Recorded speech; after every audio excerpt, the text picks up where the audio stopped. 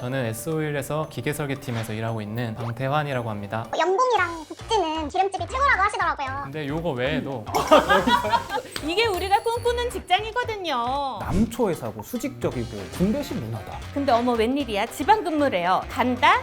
안 간다? 다들 전기차다, 수소차다, 정유사는 타격이 좀 크지 않나요?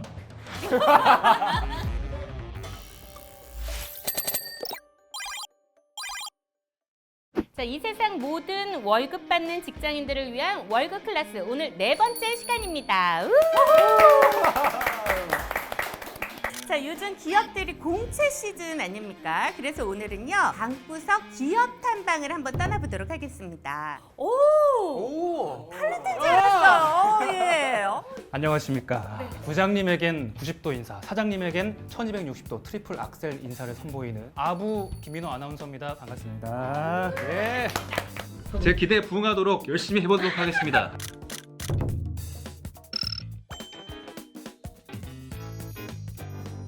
매년 고연봉 시내 직장으로 화제가 되고 있고요. 취중생들의 로망인 이곳 S기름집의 베테랑 엔지니어 방태환 님입니다. 반갑습니다. 어서 오세요.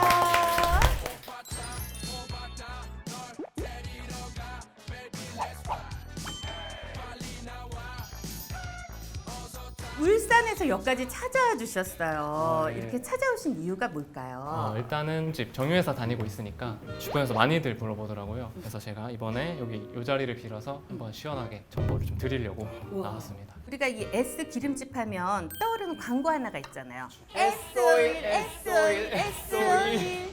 좋은 기름이니까. 우리 맞은 거 맞지? 더운차 아니에요? 내가 맞은 거 맞죠? 맞으셨어요. 그렇죠? 네. 정유사 대체 뭘 하는 회사일까 궁금해하는 분들도 많으실 것 같아요. 쉽게 한번 설명을 드리면요. 우리나라에서 원유 안 나오기 때문에 사우디아라비아 같은 산유국들에서 원유를 사와가지고 원유선을 통해서 가장 기초적인 공정인 CDU, 상압중류탑 이런 정제 시설을 원유를 투입을 해가지고 끓는 점에 따라서 이제 뭐 휘발유, 경유, 등유, 뭐 이런 중유 이런 게 이렇게 나성진류 같은 것들을 또 추가적인 또 휘발유 이런 것들을 만드는 또 시설도 갖추고 있고 또 그 외에도 또 석유화학 제품들 또 이런 것들이 다 이제 포함되어 있습니다. 원재료를 사다가 우리나라 안에서 이 과정들을 거치면서 여러 제품군으로 나눠서 판매가 이루어지는 거네요. 그 제품군 질이 좋아서 역수출도 되고 있는 거고요. 오, 다영님. 선배들이 다른 건 몰라도 연봉이랑 복지는 무조건 기름집이 최고라고 하시더라고요. 그래서 뉴스에서도 시내 직장으로 많이 언급되던데 회사 연봉이랑 복지 궁금합니다. 한번 까볼까요? 깔 타임이 됐어요. 지금 고정급여 기준으로 고정급여 기준으로 세전 한 6천 정도 근데 요거 외에도 경력금이 경력은? 성과에 따라서 많으면 한 네. 연봉이 한 절반 정도까지 나오는 경우가 있고요. 경력금 제일 많이 나왔던 해가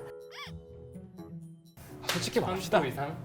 에? 10%? 이게 조금 어떻게 되는 거야? 계산하는 게 조금 다른데요. 얼마예요, 그래서? 기본 금액 한 2천만 원 이상, 복지 포인트라고 연 한 300만 원 정도 이렇게 포인트로 저희가 카드 쓸 수 있게 이렇게 나오거든요.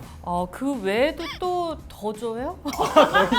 사실 그 외에도 저희가 공장이다 보니까 안전을 굉장히 중요시하거든요. 안전인시가 쌓일 때마다 100만 인시당 저희가 상품권이 나옵니다. 그러니까는 이게 나 혼자 하는 게 아니고 팀플로 다 쓰세요? 그 혹시 못 쓰고 남긴 금액 같은 거 없어요? 왜 얻어가려고? 너무 많아가지고. 아니, 사실 너무 쓰기 힘들 것 같은데. 그럼 복지는 어때요? 복지는 또 여러 가지가 있는데요.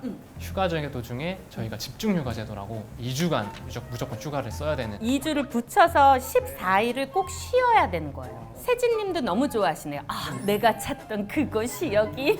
그리고 주택보조금이라고 한 3,400만 원 정도 한 달에? 달에요? 연 그래, 한 달에 3,400은 너무 많잖아. 그래. 울산 같은 경우에 원룸 정도는 충분히 구할 수 있는 금액 아니에요? 전세로 해도 나오니까 전세도 나오고, 그런 거 없어요. 아무래도 기름집이니까 주유권이나 막 이런 상품권 같이 그게 이렇게. 정말 많이 들었는데 네. 사실 예전에는 주기적으로 상품권 같은 게 나왔었는데 복지 포인트라고 그거로 이제 바뀌어가지고 지금 주유권을 따로 받지는 않습니다. 300만 원이 낫네요. 말하는 족족 다 있을 것 같아요. 이거 없어야만 있어요. 이거 없어야만 있어요. 하고. 그러면 사실 이렇게 지원하는 게 많으면 회사도 회사가 사실 뭐 자선 사업하는 곳이 아니잖아요. 준 만큼 네. 이게 일을 시켜야 되거든요. 그렇죠, 그렇죠. 네. 제가 보기에는 네. 이거 맞출 수 있을 것 같은데 워라벨은 그렇지. 힘들 것 같아요. 업무 네. 강도나 예. 어떻습니까? 워라벨 부분에서도 상당히 만족을 할 수 있는 게 PC 오프제라는 게 도입이 됐거든요. PC 오프? 컴퓨터 꺼버리는 거? 그렇죠, 맞습니다. 강제로요? 네. 몇 시요? 공장 같은 경우에는 이제 5시 반부터 와. 그러면 6시 이후에는 일을 못 하네요. 5시 반이나. 불가피하게 일을 해야 되는 경우에는 그냥 오프타임이라고 해서 일을 하든 대신 다른 날에 그 시간만큼을 먼저 컴퓨터 꺼집니다. 와. 어쨌든 그 주어진 시간만 딱 일하면 되는 거네요. 난리 났습니다. 자, 박수 치고. 이게 우리가 꿈꾸는 직장이거든요. 제가 친구들한테 들은 건데 저도 공대 출신이라서 정유사에는 친구들이 몇 명 있거든요. 근데 대부분이 하는 얘기가 남초 회사고 수직적이고 군대식 문화다. 남자가 많으니까. 예. 그러면 회사 분위기는 좀 어때요? 아무래도 근데 학교 때부터 공대에는 남자가 많잖아요. 네, 그러다 보니까 좀 자연스럽게 공장에도 남자들이 좀 많고요. 사고나 이런 게 나면 안 되기 때문에 저희가 보고 체계, 효율성 이런 게 되게 중요하다 보니까 약간 좀 수직적인 문화나 좀 남초 문화 이런 게 없지는 않은 것 같습니다. 들어오는 신입분들이 또 MZ 세대라고 하잖아요. 네, 그래서 좀 분위기는 점차 개선이 되고 있다고 저는 생각하고요. 안녕하세요. 전 서울에서만 나고 자란 서울 토박이인데요. 뭐 연고지가 없으면 외롭진 않은지 지방 생활의 장단점이 궁금합니다. 어떠신가요? 사실 저는 대학부터 울산에서 있었기 때문에 정이 많이 들었거든요. 근데 여자친구가 멀잖아요. 여자친구는 서울에 있죠. 눈빛이 약간 축축해지는데 그런 점은 좀 어떻게 극복하고 있어요? 그런 거는 뭐 네. 서울에도 가끔씩 올라와가지고 데이트도 하고 또 걔가 또 내려오면은 같이 좋은 데 많으니까. 좋은 데가 울산은. 많거든요. 네. 아니 근데 사실 지방 근무하는 기업들이 참 많습니다. 그렇죠? 대기업들도 그렇고 공기업들도 지방에 파견해서 근무하는 경우가 많은데 여러분들한테 제가 질문할 거예요. 자, 국내 탑 대기업에 합격을 했습니다. 근데 어머 웬일이야? 지방 근무래요. 나라면 이 회사를 간다? 안 간다? 하나, 둘, 셋. 와. 간다. 내가 간다. 돈 많이 주세요. 갈게요. 6표. 간다가 압도적이에요. 왜 간다로 선택하셨어요? 저도 원래 일평생 대구에서 살았고 뭐 막상 저희 친언니만 봐도 서울에서 일을 하고 있는데 집값으로 돈이 많이 나가서 돈이 안 모인다고 그러더라고요. 집값. 지방도 많이.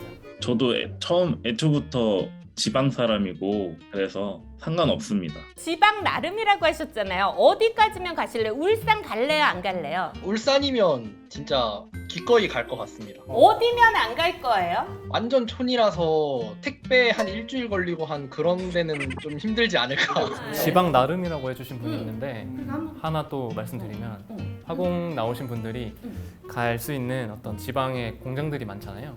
그 중에 울산이 공장이 있는 도시 중에 가장 좋다.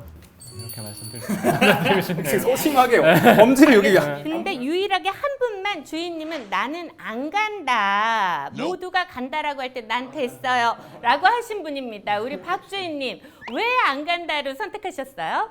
저는 우선 문화생활이나 인프라 같은 게 중요하다고 생각하고 바쁜 도시가 더 좋아서 만약에 계속 지방에서 살기는 좀 힘들 것 같습니다. 고향이 어디세요? 저는 일산이에요. 일산. 지방 분들이 좀 더 선호하시는. 맞아. 지방에 살으셨던 분들이 오히려 지방에 거부감이 더. 없으니까. 네. 자, 근데 만약에 민호님도 생각해 보세요. MBC가 지방으로 이전을 한다. 어떻게 하실 거예요? 저는 사실 지방에 있다가 온 케이스예요. 광주 MBC에서 1년 정도 일을 하다가 성공하셨네요. 지방에만 내 얼굴이 나간다? 이건 좀 아쉬울 것 같아요. 더 많은 사람이 봤으면 좋겠는데. 지방에 가라 그러면 그만두실 거예요? 그만두진 않죠. 아니, 태아님은 진짜 솔직히 지금 지방 근무는 어떠세요? 단점은 없어요? 아무래도 단점 중에 하나가 많은 취준생분들이 저희 회사 취업하면 꿈꾸는 로망이 있잖아요. 사원증 딱 내고 드라마에서 나오는 딱 입장하고 거기서 뭐 커피 한 잔 딱 들고. 근데 다만 공장에서는 그런 로망을 채워줄 수는 없지 않을까. 네, 공장에서 나오는 급식 먹고 확실히 맛있습니다. 밥도 맛있어요. 맛있으면 됐죠. 그러니까요. 네. 요즘 시대가 바뀌고 있잖아요. 석유를 안 쓰고 다들 전기차다, 수소차다 하면서 친환경으로 바뀌고 있던데 그렇게 되면 정유사는 타격이 좀 크지 않나요? 저희 회사도 그런 부분들에 대한 전망을 항상 내다보고 있기 때문에 이 석유 제품들의 수요가 줄 걸 대비를 많이 하고 있거든요. 에너지 체계가 지금 석유 기반에서 뭐 전기나 이런 기반으로 쉽게 단기간에 변화할 거는 아니다 이렇게 보고 있고, 석유 제품 수요 감소에 대비해가지고 RUC 프로젝트라는 거를 또 수행을 해서 석유화학 제품들은 점점 수요가 높아지고 있거든요. 그 부분들을 좀 채울 수 있게 더 포트폴리오를 넓히는 그런 프로젝트를 해서 설비 증설을 이미 한번 했고, 바로 석유화학 제품을 만들 수 있는 그런 설비까지. 석유화학 제품이라면 어떤 거를 생각하는 일단 거예요? 석유 제품이라고 하시면은 저희가 연료로 쓰고 있는 연료 기반이라고 보시면 되고요.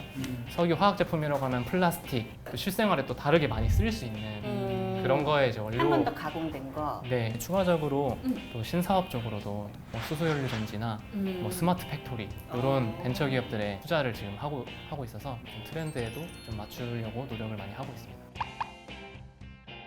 사실 이런 시대 변화가 오면은 S사뿐만 아니라 방송국도 그렇고 굉장히 많이 변화하고 있잖아요. 지금 저희가 하고 있는 이것도 사실 변화한 거예요. 뉴미디어 채널이고, 사실 아나운서가 유튜브에 출연한다 하면은 아니 너 TV 안 나오고 뭐 유튜브를 해? 이런 말이 사실 일반적이었는데, 요즘 유튜브 한다고 하면은 와 뭐야 어디야 구독할게, 그냥 바로 이런 말이 리액션이 나오거든요. 더 세련돼졌어요. 예. 그래서 저희도 사실 이런 데 발맞춰서 바뀌기 있기 때문에 S사도 이렇게 뭔가 새로운 사업 쪽을 연구를 한다면 앞으로도 뭐 튼튼하게 갈 수 있지 않을까 생각이 들어요. 마지막으로 S-오일에 지원하려는 취준생들에게 해주고 싶은 말이 있다면 좀 해주시죠. 예. 취준생들 분들한테 무슨 말을 해도 사실 힘들 거고, 그래서 힘내라는 말밖에는 좀 떠오르지가 않더라고요. 그 마음을 좀 추스리는 시간을 많이 좀 가져보고, 또 그 시기에만 또 할 수 있는 또 많은 것들이 저는 있었다고 생각을 해서 뭐 그 시기도 어떻게 보면 좀 누리셨으면 또 좋겠습니다. 자, 민호님도 오늘 저랑 함께 첫 네. 시간 함께 하셨는데 어땠어요? 코로나 시국에 그 줌으로 여러분 만날 수 있어서 너무 행복했고, 취준생 분들이 사실은 이제 직장을 아직 못 잡고 계시니까 미래에 대한 고민이 가장 클 때인데, 몇 년간 몸담았더니 직업이 나한테 맞는지가 헷갈릴 때가 가끔 있어요. 더 소중하게 여러 가지 생각도 해보고 여러 가지 경험도 해보시면서 다양하게 좀 진로를 열어봤으면 좋겠다는 생각이 듭니다. 자, 이 세상 취업을 준비하는 모든 취준생을 응원합니다. 월급 클래스. 저희는 다음 시간에 찾아올게요. 감사합니다. 감사합니다. 안녕.